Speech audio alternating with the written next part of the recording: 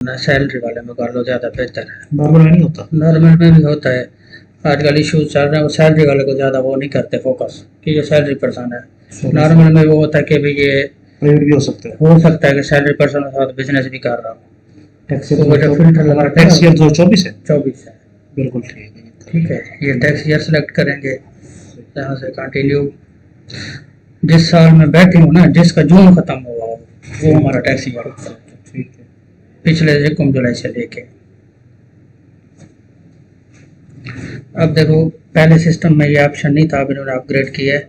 Salary ये खुद pick कर रहा है, कितनी आपकी, ठीक है ना। ये सिस्टम खुद उठा रहा है, यहाँ से देख लेना। अगर सिस्टम ने पिक की है तो ठीक, वेल एंड गुड। अगर नहीं है तो फिर यहाँ पे अपने इसकी फीड कर देनी है।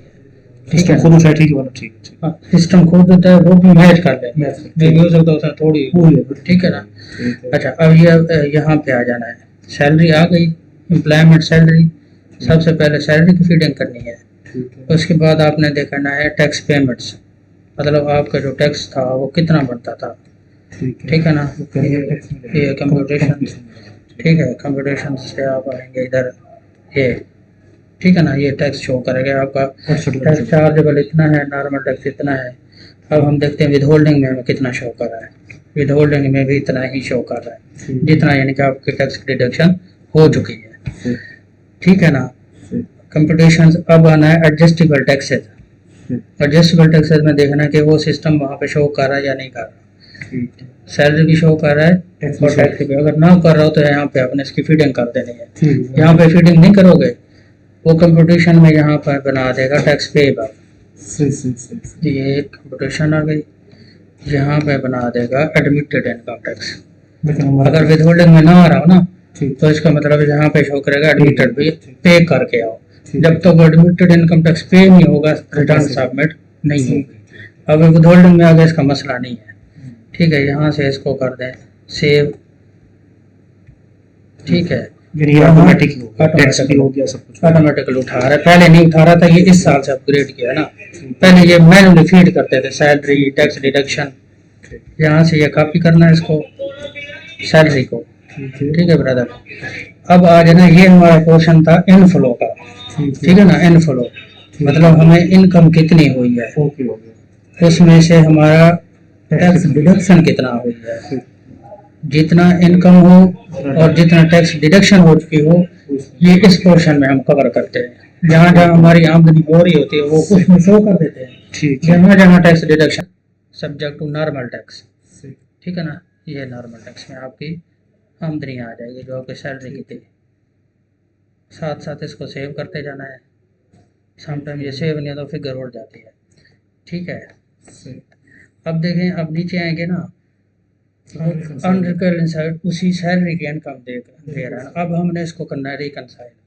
अगर तो आपने फिर आपने पर्सनल एसेट लायबिलिटीज में आ जाना है। अगर आपने एसेट को परचेज किया, फर्ज किया कार परचेज किया, मोटर व्हीकल, जितनी मूव होगी वो आप इसमें डाल देंगे। फर्ज ये आपकी सैलरी है ना, इसमें से आपने 10 लाख की कार परचेज की है, ठीक है। एनालिसिस आपको दे रहा हूँ। आप यहाँ पर 10 लाख पुट करेंगे, फिर इसको कैलकुलेट करेंगे। जब कैलकुलेट करेंगे तो यहाँ पे रिकन्सिलेशन में फिर आएंगे, नीचे बाकी बच जाएगा 6,40,594। अब इसको आप क्या करो, एक्सपेंसेस में डाल दो, पर्सनल एक्सपेंसेस में, ठीक है ना। पर्सनल एक्सपेंसेस में आप एसेट्स में मोबाइल डाल दीजिएगा, वो डाल देते हैं। पर्सनल एक्सपेंसेस में आप आएंगे, यहाँ पे जितना वो आपका डिफरेंस आ रहा है ना, एक्सपेंसेस में डाल दो, वो आपका रिकनसाइल लिमिट 0 हो जाएगा, ठीक है ना। पहले आपने एसेट शो करना है। इन दैट केस अगर आपने यानी कि परचेजिंग नहीं की, कोई एसेट परचेज नहीं किया, ठीक है ना, आपकी सैलरी है उसमें से आपने एक्सपेंसेस किए हैं, ठीक है सर। आपकी सैलरी है, आपने उसमें से सिर्फ एक्सपेंस किए हैं, कोई एसेट परचेज नहीं किया। अब आपकी सैलरी है टोटल 16 लाख, आपने उसमें से 10 लाख के एक्सपेंसेस कर दिए हैं, घर के खर्चे ये वो, ठीक है ना। बाकी आपका जो बचता है ये आप एक्सपेंसेस में डाल दोगे, 6 लाख एक्सपेंस वाले कॉलम में, पर्सनल एक्सपेंसेस में, ठीक है ना। ये जो 6 लाख है इसको फिर आपने एसेट में कैश में डाल दो, सेविंग में डाल दो, कहीं भी डाल दो, ठीक है ना। एसेट आपको नज़र आ जाएंगे, मतलब ये वाले ना। इसमें चेक मिलेगा नहीं जो 2 नंबर दे। ठीक है ना sir, cash any other asset, ठीक है ना, इसको आप जो है ना एनिमल में भी डाल सकते हैं। एनिमल में भी डाल हाँ, ठीक है ना। अब यहाँ पे एक सवाल है जो बड़ा अहम है। इस साल आपने कोई प्रॉपर्टी परचेज नहीं की, अगले साल या उससे अगले साल या उससे अगले साल 3-4 साल में आपने कोई प्रॉपर्टी परचेज करने का प्लान किया हुआ है, 25 लाख के फर्ज किया। अब आपने करना ये है, जितने भी आपकी इनकम है ना उसमें से आपने सारे एक्सपेंसेस नहीं दिखाने, अपने आप को सेव करके चलना है कि यार जो 25 लाख की मैंने प्रॉपर्टी परचेज करनी है ना, इसको 3 साल में मैंने एसेट को इंक्रीज करते जाना है, ठीक है ना। यानी कि आपने एक्सपेंसेस इस लिहाज से, इस रेशो से शो करने हैं कि आपके यहाँ पे कैश बढ़ता रहे, सेविंग बढ़ती रहे आपकी, ताकि कल को अगर आप 25 लाख के एसेट परचेज करते हो तो आपको इनकम को रिकनसाइल करना आसान हो जाए, ठीक है ना। एक्सपेंसेस कम करें, एसेट में शो एसेट जितना शो करते हैं, क्योंकि वो आपके इनफ्लो और आउटफ्लो का डिफरेंस है, उसमें कोई मसला नहीं है।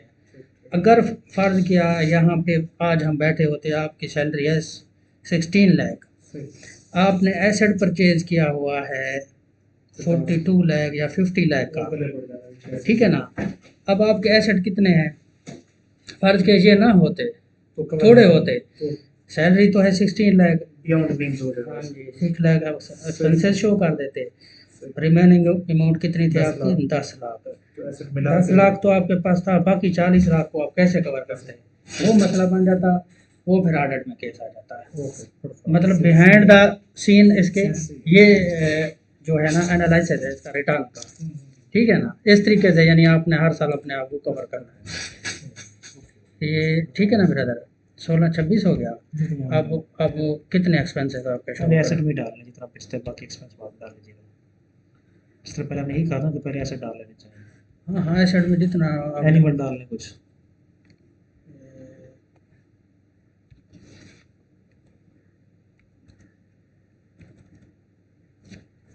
ठीक है, बिल्कुल सही है। एक मोबाइल डालना अगर है तो मोबाइल कितने का है वो, 85,000 का डाल लो। डला हुआ है। ये वो है पर्सनल आइटम में हमने डाले हुए 3,54,000। ये कोई मसला नहीं, आप प्रीसेट पोजीशन बढ़ा भी सकते हैं। हाँ हाँ, इसको बढ़ा देंगे। इसको बढ़ा भी सकते हैं, इधर भी डाल सकते हैं। ये एनी अदर एसेट मोबाइल, अच्छा मोबाइल ही जाते हैं, ठीक है मोबाइल डाल दें। एनी अदर एसेट में आप लिख सकते हैं, ठीक है ना। बस 85,000 मोबाइल डाल दें। ये देखें ना एनी अदर एसेट, ठीक है। रिजल्ट दे दिया आपने हाँ मोबाइल। हाँ कि भाई यार मैंने मोबाइल लिया है, बस ठीक है। और इसमें कहाँ और होता है। अच्छा, अब आपने ये डाल दिया एसेट, ठीक है ना। थोड़ा सा और भी डाल दें और एक सेकंड आपको बताता हूँ सारा। अब देखें कितने रहते हैं, फ़र्क कितना, रिमेनिंग है आपके पास 10 लाख, ठीक है ना। अब आपने जाना पिछले रिटर्न पे, पिछले साल वाला रिटर्न आपके पास डाउनलोड हो ऑलरेडी। अब आपने देखना है कि यार पिछले साल जो है ना मैंने एक्सपेंसेस कितने शो किए थे, ये देखें आउटफ्लो पर्सनल एक्सपेंसेस 292,580। आपने जब एक्सपेंसेस आपने शो करने इसके बराबर हूँ, इससे कम ना हूँ, इससे थोड़े से ज़्यादा हूँ, 5%, 6%, उससे कम शो नहीं कर सकते। कम ना करें। देखिए ना अब महंगाई की रेशो बढ़ रही है ना, ठीक है ना। 3 लाख कर दें, ठीक है ठीक है।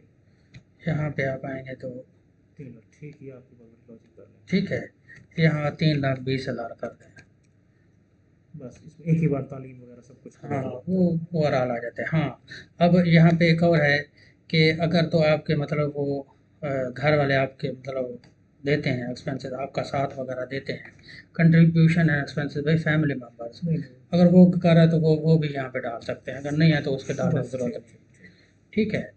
अब हमारे पास डिफरेंस आ रहा है 6,57,500। इसको आप फिर जो है ना एसेट में कहीं भी डाल सकते हैं, एसेट में इसको आप ये कैश इन हैंड, ठीक है ना, कैश इन हैंड है, इसको आप अगले साल इसको वो कर दो, सेविंग कर दो, वो सेविंग्स बढ़ी हैं, SIN सिंस जॉब, जब से मैंने शुरू किया तब से मेरी सेविंग है, ठीक है। ये सेविंग कर देंगे, कलम से आ जाता है ना, ये यहाँ से ओके ओके ठीक ठीक विजात जहाँ कल यहाँ पे प्लस का निशान है ना, जहाँ पे ये यहाँ से क्लिक करेंगे तो यहाँ पे नरेशन आप दे सकते ओके हैं किसी पे भी। ठीक हो गया। अच्छा, ये सेविंग पे आप कर दें इसको, ये वाली आप कैश उठाएं, ठीक है ना, ज़्यादा कैश मतलब ना शो करें, जहाँ पे आपको ऑप्शन मिलता है। अच्छा सेविंग में डाल सकते हैं। हाँ, तो सेविंग क्या मतलब किस सेविंग यार जैसे टीचर का अपना मोस्टली जॉब होल्डर ना कमेटी डालते हैं, 10,000 की 20,000 कमेटी डाल देते हैं ना, वो आपकी सेविंग हो जाती है ना हर साल। हर साल बढ़ते बढ़ते वो बढ़ रही है बस, ठीक है ना। सेविंग में हाँ हाँ, सेविंग या इसको आप इस तरह भी कह सकते हैं। जीपी फंड वगैरह तो नहीं होगा। जीपी फंड भी शो करते हैं, मैं तो करता हूँ, लोग नहीं करते। फॉर्म ऑफ लोकल कमेटी, भाई कमेटी हम डालते हैं बेहतरीन COMMI, CU ठीक है ना, ठीक ये है भाई कमेटी आप, ठीक है। अब जीपी फंड कितना है आपका, इसका जीपी फंड का फ़ायदा होता है वो डाला करें लाजमी। लेकिन वो करने के बाद होता है 9 लाख पड़ा इस टाइम। इस वक्त एग्जैक्ट फिगर नहीं पता आपको। 9 लाख जून में था वैसे हमारा को तकरीबन 6 लाख था। अच्छा, जीपी जून फंड का को, है ना 6 लाख। जी जी, जीपी फंड को इन्वेस्टमेंट बॉन्ड्स इसमें भी शो कर सकते हैं, इंस्ट्रूमेंट शेयर स्टॉक, ठीक है ना, पॉलिसी। मेरा भी जीपी फंड पड़ा है। 6 लाख डाल। अगर यहाँ नहीं शो करना, प्रीशियस पोजीशन में भी शो कर सकते हैं, यहाँ नहीं करना, यहाँ पे वैसे गोल्ड करते हैं, फिर स्विच हो गया। फिर एनी अदर एसेट में आप कर सकते हैं इसको, बस ठीक है ना। नरेशन आप देंगे एनी अदर एसेट में GPF बस बैलेंस 6 लाख डाल दो, 6 लाख जून 2024 में, 6 लाख का एवरेज है उसका। ठीक है, ये हो गया। बस ओके हो गया। अब कितने आ रहे हैं? सेव,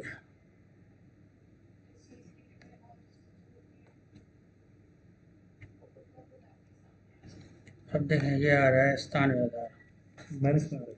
माइनस में आ रहा है। अब ऐसा आपको आपने इसको करना है, ये सारा टास्क सबमिटेड सक्सेसफुली फेल भी अब ये हमारा जमा हो गया।